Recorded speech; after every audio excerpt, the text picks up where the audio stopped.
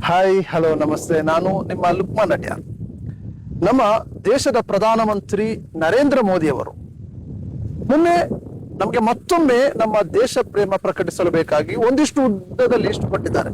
ಅಂದ್ರೆ ಇನ್ನೊಮ್ಮೆ ನಮ್ಮ ದೇಶ ಪ್ರೇಮ ನಾವು ಪ್ರಕಟಿಸಬೇಕಾಗ್ತದೆ. ಅವರು ಹೇಳುವ ಪ್ರಕಾರ ದೇಶ ಪ್ರೇಮ ಪ್ರಕಟಿಸುವುದು ಹೇಗಂದ್ರೆ ನಾವು ಡೀಸೆಲ್ ಪೆಟ್ರೋಲ್ ಬಳಕೆ ಕಡಿಮೆ ಮಾಡ್ಬೇಕಂತೆ, ಏನು ಆದ್ಮೇಲೆ ನಾವು ಚಿನ್ನ ಖರೀದಿಸಬಾರ್ದಂತೆ, ಹೀಗೆ ಒಂದು ಉದ್ದದ ಲಿಸ್ಟ್ ಕೊಟ್ಟಿದ್ದಾರೆ. ಇವರು ಆಳ್ವಿಕೆ ಸ್ಟಾರ್ಟ್ ಮಾಡಿ 12 ವರ್ಷ ಆಯ್ತು. ಇದರಲ್ಲಿ 6-7 ಬಾರಿ ನಾವೇ ದೇಶವನ್ನ ಬಚಾವ್ ಮಾಡ್ಬೇಕು. ಅಂದ್ರೆ ಬಾಲ್ಕನಿಯಲ್ಲಿ ನಿಂತು ತಟ್ಟೆ ಬಡಿದು ದೇಶ ಪ್ರೇಮ ಪ್ರಕಟಣೆ ಮಾಡಬೇಕು, ಅದೇ ರೀತಿ ಗ್ಯಾಸ್ ಖರೀದಿ ಮಾಡದೆ ದೇಶ ಪ್ರಕಟಣೆ ಮಾಡಬೇಕು. ಒಟ್ಟಾರೆಯಾಗಿ ದೇಶವನ್ನ ನಾವು ಬಚಾವ್ ಮಾಡ್ಬೇಕು.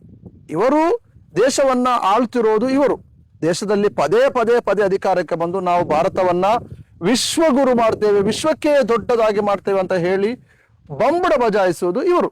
ಆದ್ರೆ ನಮ್ಮ ಹತ್ರ ಗ್ಯಾಸ್ ಖರೀದಿ ಮಾಡಬೇಡಿ, ಚಿನ್ನ ಖರೀದಿ ಮಾಡಬೇಡಿ ಅಂತ ಹೇಳ್ತಾರೆ. ಅಷ್ಟಕ್ಕೂ ನಾನು ಕೇಳ್ತಾ ಇರುವುದು, ಚಿನ್ನ ಖರೀದಿ ಮಾಡುವುದು ಬಿಡಿ, ಇವರ ಆಳ್ವಿಕೆಯಲ್ಲಿ ಇಲ್ಲಿ 60ರಿಂದ 70% ಜನ ಊಟಕ್ಕಿಲ್ಲದೆ ಪರದಾಡ್ತಿದ್ದಾರೆ ರೀ. ಊಟವೇ ಇಲ್ಲ, ಮತ್ತೆ ಎಲ್ಲಿ ಚಿನ್ನ ಖರೀದಿ ಮಾಡ್ತಾರೆ ಇವರ ಆಳ್ವಿಕೆಯಲ್ಲಿ? ಮತ್ತೆ ಇವರು ಹೇಳೋದೊಂದು ಮಾಡೋದೊಂದು ನಿಮ್ಗೆ ಗೊತ್ತೇ ಇದೆ. ಮೊನ್ನೆ ಅವರು ಭಾಷಣ ಮಾಡಿದ್ರು, ಏನ್ ಮಾಡಬೇಡಿ, ನೀವು ತುಂಬಾ ವಾಹನವನ್ನ ಯೂಸ್ ಮಾಡಬೇಡಿ, ವರ್ಕ್ ಫ್ರಮ್ ಹೋಮ್ ಮಾಡಿ ಅಂತ ಹೇಳ್ತಾರೆ. ಆದ್ರೆ ಅದು ಕಳೆದು ಖಾಲಿ 2 ಗಂಟೆಯಲ್ಲಿ 100 ಗಾಡಿಯನ್ನು ಇಟ್ಕೊಂಡು ಇವರ ರೋಡ್ ಶೋ ಮಾಡಿದ್ರು. ನಿನ್ನೆ ಮತ್ತೊಂದ್ಸಲ ಅದನ್ನ ಆ ಡ್ಯಾಮೇಜ್ ಅನ್ನ ಕಂಟ್ರೋಲ್ ಮಾಡಲು ಕೇವಲ 2 ಗಾಡಿಯನ್ನಿಟ್ಟು ಏನ್ ಮಾಡಿದ್ರು, ಇವರು ಸವಾರಿ ಮಾಡಿದ್ರು. ಆ ವಿಡಿಯೋ ಎಲ್ಲ ಬಂದಿರಬೇಕು. ಆದ್ರೆ ಭೂತಗನ್ನಡಿ ಇಟ್ಟು ಹುಡುಕಿದ್ರು ಕೂಡ ಅದರಲ್ಲಿ ಮೋದಿಯನ್ನ ಕಾಣ್ಲಿಕ್ಕೆ ಸಾಧ್ಯವಾಗ್ತಿಲ್ಲ. ಯೂಶುವಲಿ ಮೋದಿ ಅವರು ಹೇಗೆ ಅಂತ ಹೇಳಿದ್ರೆ, ಗುಡ್ಡಕ್ಕೆ ಹೋದ್ರು ಕೈ ಬೀಸ್ತಾರೆ, ನಡುಗಡಲಿಗೆ ಹೋದ್ರು ಕೈ ಬೀಸ್ತಾರೆ, ಇನ್ನು ಪಾತಾಳಕ್ಕೆ ಹೋದ್ರು ಕೂಡ ಮೋದಿ ಅವರ ಅಭ್ಯಾಸ, ಅವರು ಕೈ ಬೀಸ್ತಾರೆ. ಆದ್ರೆ ಆ 2 ಗಾಡಿ ಸಂಚಾರ ಮಾಡಿತಲ್ವಾ, ಅದರಲ್ಲಿ ಮೋದಿ ಅವರನ್ನ ಭೂತಗನ್ನಡಿ ಇಟ್ಟು ಹುಡ್ಕೊಂಡ್ರು ಸಿಗಲ್ಲ.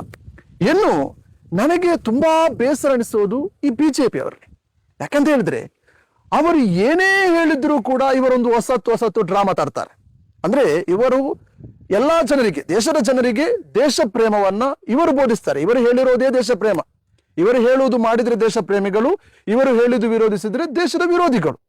ಮೊನ್ನೆ ಮೋದಿ ಅವರು ಹೇಳಿದ್ದೇ ತಡ, ಕೆಲವೊಬ್ರು ಸೈಕಲ್ ಅಲ್ಲಿ ಬರೋದೇನು, ಕೆಲವೊಬ್ರು ಆಟೋದಲ್ಲಿ ಬರೋದೇನು, ಕೆಲವೊಬ್ರು ಬೈಕಲ್ಲಿ ಬರೋದೇನು, ಏನೆಲ್ಲ ನಾಟಕ ಮಾಡ್ತಾ ಇದ್ದಾರೆ. ಪಬ್ಲಿಕ್ ರಂಗನ ಭಾಷೆಯಲ್ಲಿ ಹೇಳುವುದಾದ್ರೆ ಕಚ್ಚಡ ನಾಟಕದ ಗಿರಾಕಿಗಳು ಇವರು, ಕಚ್ಚಡ ನಾಟಕದ ಗಿರಾಕಿಗಳು.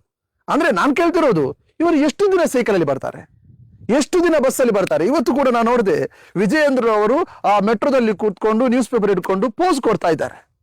ಬರ್ಬರ್ತಾ ಹೇಗೆ ಆಗ್ತಾ ಗೊತ್ತಾ, ನಮ್ಮ ಕ್ಷೇತ್ರದ ಶಾಸಕರು, ಇಲ್ಲಿನ ಶಾಸಕರು ಭರತ್ ಶೆಟ್ಟಿ ನಾಳೆ ಎತ್ತಿನ ಗಾಡಿಯಲ್ಲಿ ಬರ್ತಾರ ಅಂತ ನೋಡ್ಬೇಕು. ಎತ್ತಿನ ಗಾಡಿಯಲ್ಲಿ ಬರ್ತಾರಂತ ಅಲ್ಲ, ನಮ್ಮ ಅವಸ್ಥೆ ಏನಾಗಿದೆ ಹೇಳಿ. ಎಲ್ಲಿಂದ ಇದ್ವಿ ನಾವು, ಹೇಗೆ ಮುಂದುವರಿಬೇಕಿತ್ತು ನಾವು? ಈಗ ಹೋಗಿ ಹೋಗಿ ಹೋಗಿ ನಾವು ಹಿಂದಕ್ಕೆ ಬರ್ತಾ ಇದ್ದೇವೆ, ದೇಶ ಹಿಂದಕ್ಕೆ ಹೋಗ್ತಾ ಇದೆ. ಕೇಳಿದ್ರೆ ಇಂದಿರಾ ಗಾಂಧಿ ಕಾಲದಲ್ಲಿ ಅವರು ಚಿನ್ನ ಖರೀದಿ ಮಾಡಬೇಡಿ ಅಂತ ಹೇಳಿದ್ರು, ನೆಹರು ಕಾಲದಲ್ಲಿ ಚಿನ್ನ ಖರೀದಿ ಮಾಡ್ಬೇಕಂತ ಹೇಳಿದ್ರು ಅಂತ ಏನೆಲ್ಲ ಹೇಳ್ತಿದ್ದಾರೆ. ಅಷ್ಟಕ್ಕೂ ಒಂದು ವಿಷಯ ನೀವೆಲ್ಲರೂ ಕೂಡ ಗಮನಿಸಬೇಕು, the leader of the opposition ಸನ್ಮಾನ್ಯ ರಾಹುಲ್ ಗಾಂಧಿ ಅವರು 2 ತಿಂಗಳ ಮುಂಚೆನೆ ಭಾರತಕ್ಕೆ ಎಕನಾಮಿಕಲ್ ಕ್ರೈಸಿಸ್, ಆರ್ಥಿಕ ಹಿನ್ನಡೆ ಬರುತ್ತೆ, ನಾವು ಏನ್ ಮಾಡ್ಬೇಕು, ಸೇಫ್ ಝೋನ್ ಅಲ್ಲಿ ಇರಬೇಕು, ಅದಕ್ಕೆ ಬೇಕಾಗಿರುವ ಮೆಜರ್ಮೆಂಟ್ ಮಾಡ್ಬೇಕು ಅಂತ ಹೇಳಿದ್ರು.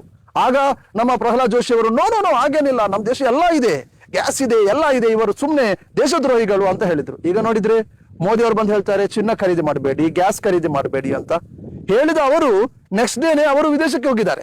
5 ಕಂಟ್ರಿ ಸುತ್ತಾಡ್ಲಿಕ್ಕೆ ಮೋದಿ ಅವರು ಹೊರಟೋಗಿದ್ದಾರೆ. ಇಲ್ಲಿ ಮಾತ್ರ ಬಿಜೆಪಿಯ ನಾಯಕರು ಸೈಕಲ್ ಹಿಡ್ಕೊಂಡು, ಬೈಕ್ ಹಿಡ್ಕೊಂಡು, ಅದೇ ಆಟೋ ಹಿಡ್ಕೊಂಡು ಪ್ರವಾಸನ ಮಾಡ್ತಾ ಇದ್ದಾರೆ.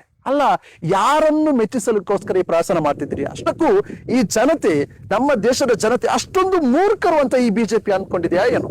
ನಾನು ಕೇಳ್ತಾ ಇರೋದು, ನಾವೆಲ್ಲ ಅಷ್ಟು ಮೂರ್ಖರ? ನೀವು ಒಂದ್ಸಲ ನವರಂಗಿ ನಾಟಕ ಆಡ್ತೀರಿ, ನೀವು ಎಷ್ಟು ದಿನ ಅಂತ ಸೈಕಲ್ ಓಡಾಡ್ತೀರಿ, ಎಷ್ಟು ದಿನ ಅಂತ ನೀವು ಆಟೋದಲ್ಲಿ ಓಡಾಡ್ತೀರಿ? ನಾನು ಕೇಳ್ತಿರೋದು, ನಾನು ನಿಮಗೆ ನೇರವಾದ ಒಂದು ಸವಾಲ್ ಆಗ್ತೀನಿ. ನೀವು ಈ ಪಬ್ಲಿಕ್ ಟ್ರಾನ್ಸ್ಪೋರ್ಟ್ ಯೂಸ್ ಮಾಡ್ತೀರಲ್ಲ, ಅದೇ ತರ ಈ ದೇಶದ ಆಸ್ಪತ್ರೆಯನ್ನು ಕೂಡ ನೀವು ಹುಷಾರಿಲ್ಲದಾದಾಗ, ನಿಮಗೆ ರೋಗ ಬಂದಾಗ ಈ ಆಸ್ಪತ್ರೆಯನ್ನು ನೀವು ಬಳಕೆ ಮಾಡಿ ನೋಡಿ, ಆಗ ಗೊತ್ತಾಗುತ್ತೆ ಈ ದೇಶದ ಆಸ್ಪತ್ರೆಯ ಪರಿಸ್ಥಿತಿ ಹೇಗಿದೆ, ಈ ದೇಶದ ಸರ್ಕಾರಿ ಹಾಸ್ಪಿಟಲ್ನ ಪರಿಸ್ಥಿತಿ ಹೇಗಿದೆ ಅಂತ ನಿಮ್ಗೂ ಗೊತ್ತಾಗುತ್ತೆ. ಸುಮ್ಮನೆ ನಾಟಕಕ್ಕೋಸ್ಕರ ಒಂದಿನ ಸೈಕಲ್ ನೋಡ್ತೀವಿ, ಎಷ್ಟು ದಿನ ಅಂತ ಸೈಕಲ್ ನೋಡ್ತೀರಿ? ಇಲ್ಲಿ ನೋಡುವಾಗ ಕೆಲವೊಬ್ರು ಮಂಗಳೂರಲ್ಲಿ ಅವರು ನಡೆದುಕೊಂಡೇ ಹೋದ್ರಂತೆ, ಕೆಲವೊಬ್ರು ಬಸ್ಸಲ್ಲಿ ಹೋದ್ರಂತೆ. ನಾನು ಕೇಳ್ತಾ ಇರೋದು, ನೀವು ಎಷ್ಟು ದಿನ ಬಸ್ಸಲ್ಲಿ ಹೋಗ್ತೀರಿ? ನೀವು ಎಷ್ಟು ದಿನ ಅಂತ ಬಸ್ ಯೂಸ್ ಮಾಡ್ತೀರಿ? ಎಷ್ಟು ದಿನ ಅಂತ ಜನರ ಕಣ್ಣಿಗೆ ಮಣ್ಣು ಹಾಕ್ತೀರಿ? ನಾನು ಕೇಳ್ತಾ ಇರೋದು ಒಂದೇ, ಇಲ್ಲಿ ಚಿನ್ನ ಖರೀದಿ ಮಾಡಬೇಡಿ, ಗ್ಯಾಸ್ ಖರೀದಿ ಮಾಡಬೇಡಿ ಅಂತ ಹೇಳ್ತಿರಲ್ಲ, ನಿಮ್ಗೆ ನಾಚಿಕೆ ಆಗೋದಿಲ್ಲ? ಇದು ನಿಮ್ಮ 3ನೇ ಸರದ ಅಧಿಕಾರ. ದೇಶ ನಿಮ್ಗೆ ಕೈ ಕೊಟ್ಟಿದ್ದು 3ನೇ ಅವಧಿ ನಿಮ್ದು. ಆದ್ರೂ ಕೂಡ ಜನರನ್ನ ಮತ್ತೆ ಮತ್ತೆ ಹಿಂದಕ್ಕೆ ತಳ್ತಿದ್ದೀರಲ್ಲ. ಗುಜರಾತ್ ಮಾಡೆಲ್ ಅಂತೆ, ಮತ್ತೊಂದು ಮಾಡೆಲ್ ಅಂತೆ, ವಿಶ್ವಗುರು ಅಂತೆ, 56 ಇಂಚಿನ ಎದೆ ಅಂತೆ. ನಾನ್ ಕೇಳ್ತಾ ಇರೋದು, ಜನರನ್ನ ಮತ್ತೆ ಮತ್ತೆ ಸಂಕಷ್ಟಕ್ಕೀಡುವುದು ಮಾತ್ರವಾ ನಿಮ್ ಕೆಲಸ? ನಿಮ್ಮ ಅಭಿವೃದ್ಧಿ ಇದೇನಾ? ಇದಕ್ಕೆ ಪ್ರತಿಯೊಬ್ಬ ಬಿಜೆಪಿಗರು ಕೂಡ ಉತ್ತರಿಸಲೇಬೇಕು. ಏನು ಇದನ್ನು ಕೂಡ ಸಮರ್ಥಿಸುವ ಕೆಲವರು ಸಗಣಿ ಭಕ್ತರಿದಾರಲ್ಲ, ಅವರನ್ನು ನೋಡುವಾಗ ಖಂಡಿತ ಅವ್ರನ್ನ ನೋಡುವಾಗ ಏನ್ ಅನಿಸುತ್ತೆ ಅಂದ್ರೆ ಅಸಹ್ಯ ಅನಿಸುತ್ತೆ.